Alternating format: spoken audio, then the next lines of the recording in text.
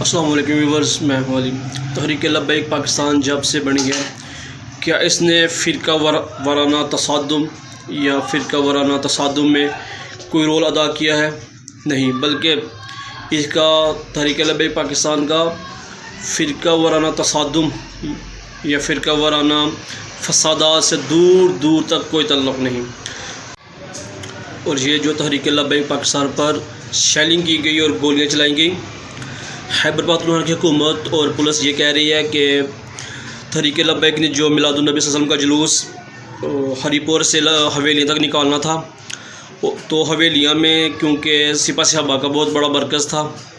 تو لبیک اور سپہ صحابہ کے درمیان کلیش کا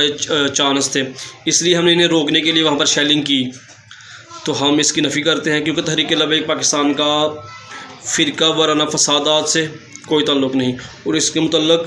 سعد حسین رضوی صاحب کیا کہتے ہیں، آئیے ہم آپ کو دکھاتے ہیں۔ اس کی پہلی وجہ تو ہے کہ مکمل تیاری تھی کہ تحریک لبیک پاکستان کو ایک فرقہ وارانہ فساد کے ذریعے پورے ملک میں اشتعال دلوایا جائے، اور پھر یہ اشتعال اٹھے اور اس سے جس کو بھی جو فائدہ مل سکتا ہے وہ لے، اور اس کے بعد ملک کے اندر ایک ہنگاموں کی صورت برپا ہو جائے۔ پہلی اس کی وجہ تو ہمارے سامنے یہ ہے، اور دوسری بات یہ ہے کہ